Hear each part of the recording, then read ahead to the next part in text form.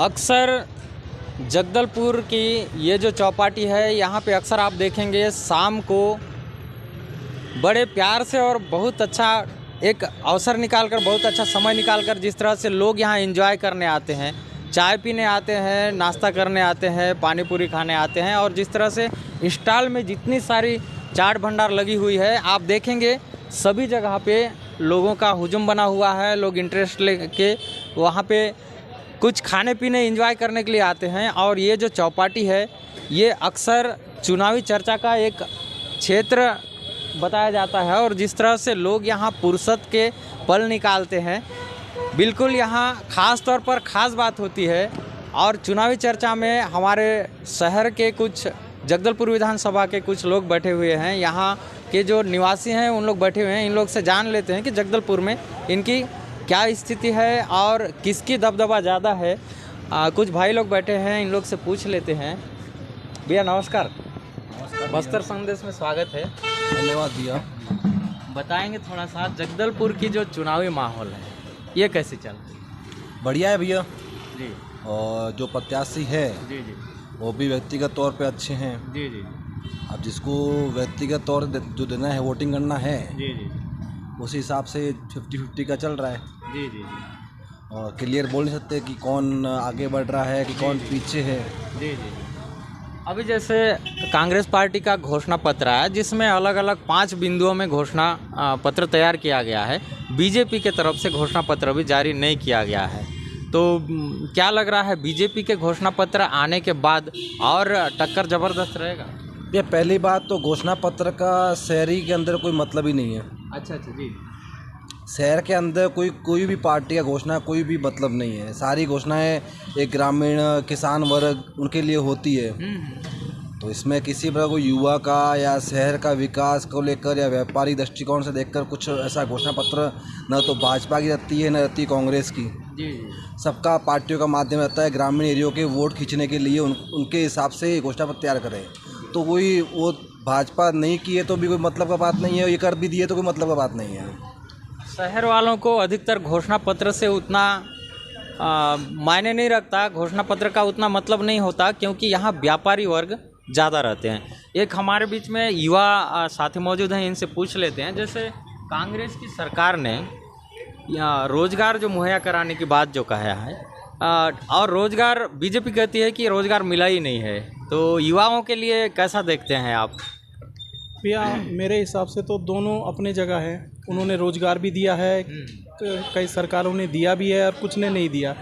वो अलग है कि देखा जाए तो मैं ये नहीं बोल सकता कि इन्होंने रोज़गार दिया है कि नहीं दिया। रोज़गार भी दोनों ने अवगत करवाए हैं और मिले ही हैं सबको, ऐसा भी नहीं है कि किसी को नहीं मिला है। अच्छा। अब बाकी जैसे यहाँ बीजेपी से किरण देव हैं और कांग्रेस से जतिन जायसवाल हैं, दोनों में दबदबा किसकी दिखी? जी, दोनों की साफ छवि है और दोनों अच्छे हैं। अब इसमें किरण देव भी बहुत अच्छे हैं और जतिन जायसवाल भी बहुत अच्छे हैं। अब ये नहीं बोल सकते कौन आगे कौन पीछे, हमारे लिए तो दोनों बराबर ही है। बिल्कुल। जिस तरह से कांग्रेस की टिकट फाइनल करने को लेकर भी यहाँ घमासान मचा हुआ था, और जो नेता है यहाँ जगदलपुर के स्थानीय नेता, वो किस तरह से शक्ति प्रदर्शन करके ये साबित करना चाह रहे थे कि मेरे पास कितनी सेनाएं हैं और मेरे पास कितने कार्यकर्ता मजबूत हैं। हमारे बीच में और एक भाई साहब मौजूद हैं, इनसे भी जान लेते हैं बस्तर संदेश में कि यहाँ जो सीट है भैया जगदलपुर, अधिकतर 50-50 रहता है। ग्रामीण अंचल भी जुड़ा हुआ है और शहरी क्षेत्र में वोटर्स ज़्यादा हैं, तो इस बार शहर में कैसा दिख रहा है, माहौल कैसा है? देखिए, शहर वर्ग का तो अपन को सब शिक्षित लोग हैं जी। और दोनों ही जो उम्मीदवार हैं जी। साफ छवि के हैं। अब जिनका व्यक्तिगत पहचान है, जो भी अपना है, वो वोट अपने उस हिसाब से डालेंगे। शिक्षित लोग अपना वोट तो ऐसा नहीं कि रुझान किसी पर भी डाल देंगे। जी। वो अपना देखेंगे, जो भी उम्मीदवार उनको सही लगेगा उन्हीं को वोट डालेंगे। और ये तो चुनावी मुद्दा है, जो पूरा ग्रामीणों का खेल है, ग्रामीणों से होना है जो भी रिजल्ट आना है। अब ग्रामीण क्षेत्र में क्या प्रयास कर रही हैं नहीं कर रहे हैं, उसका मेन मायने मतलब है। शहरी क्षेत्र का तो कोई मतलब, वो मैं बीजेपी बोल के कांग्रेस में वोट डालूंगा, कांग्रेस बोल के बीजेपी में वोट डालेगा, तो कोई मतलब ही नहीं है सबका।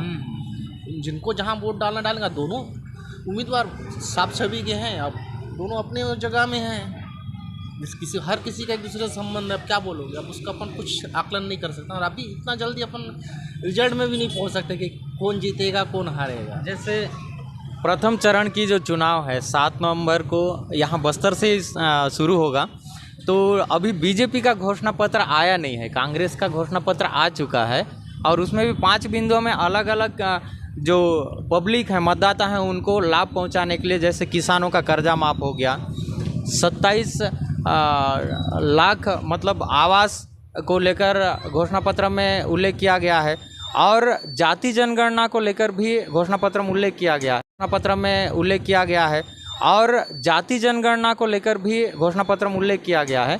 शहर में यदि हम देखते हैं तो घोषणा पत्र का उतना मायने नहीं रखता, क्योंकि यहाँ पे व्यापारी वर्ग ज़्यादा रहता है।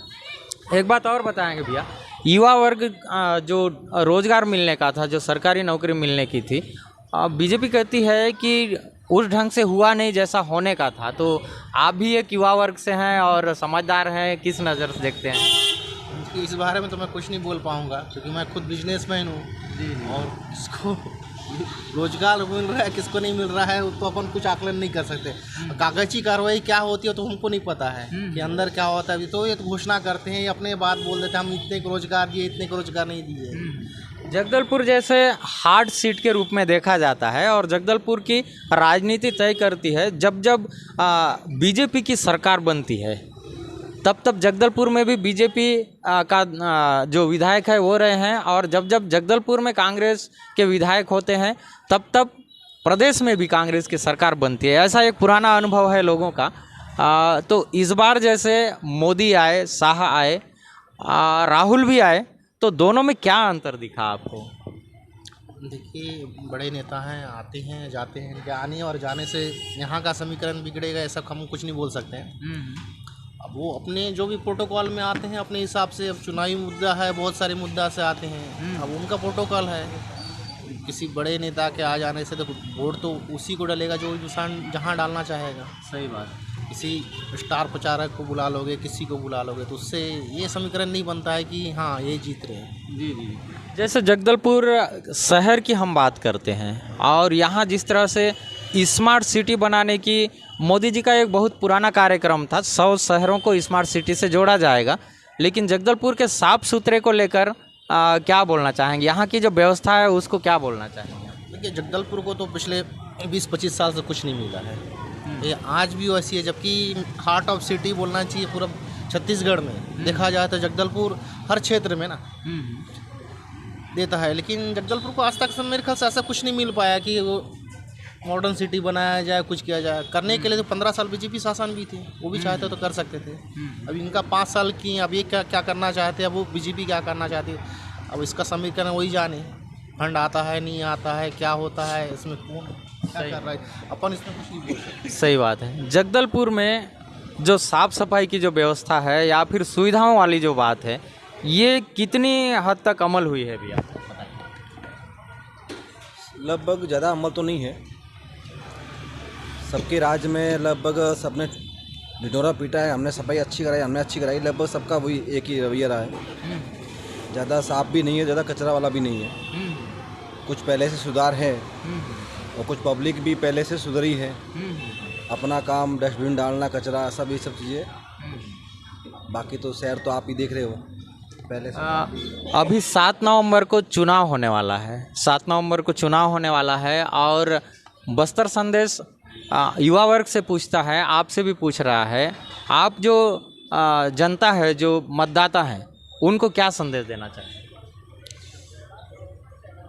अपनी इच्छा से, किसी के बगैर दबाव में आके आपको जिस व्यक्ति आपको अच्छे लग रहे हैं उनको आप वोट दीजिए। आपका क्या विचारधारा है निष्पक्ष मतदाता को लेकर, निष्पक्ष चुनाव पर? देखो, दोनों पार्टी से अच्छे कैंडिडेट खड़े हैं, तो अपने विचारों से उनके विचार मिलते हो, व्यक्तिगत रूप से जो अच्छे हैं शहर के लिए, आप उन्हीं को वोटिंग करो। यहाँ पे तीसरी पार्टी नवनीत चांद जी हैं, वो भी जोगी पार्टी से हैं और आप पार्टी से भी आप पार्टी भी इन्वॉल्व है। तो क्या लगता है भैया, ये जो पार्टियां हैं जो बीजेपी और कांग्रेस के बाद आती हैं, तो इनका क्या दबदबा रहेगा? इनके बारे में तो नहीं बता सकता। ये कर रहे हैं प्रयास आने वाले समय में अपना ये कुछ अच्छे काम करके वो करें, लेकिन अभी तो फिलहाल ऐसा कुछ लग नहीं रहा है कि इनके चुनाव प्रचार से या किसी भी एंगल से कि किसी पार्टी का वोट काटेंगे या कुछ भी करेंगे, ऐसा तो अभी तक कोई किसी तरह। बिल्कुल, जिस तरह से बीजेपी और कांग्रेस की दबदबा पूरे छत्तीसगढ़ में है और अदर पार्टियों की भी दबदबा है, अपने स्तर में कोई कम नहीं है, किसी को कम भी आंकना नहीं चाहिए, क्योंकि चुनाव ऐसा चीज़ है जो कभी भी पलट सकता है। लेकिन स्थानीय हम जगदलपुर सीट की बात करते हैं तो दोनों नेता किरण देव और जतिन जायसवाल, दोनों नेता की दबदबा है, दोनों की माहौल अच्छी है। आप देख रहे हैं बस्तर संदेश। इस चैनल को लाइक करें, सब्सक्राइब करें और शेयर करें। धन्यवाद।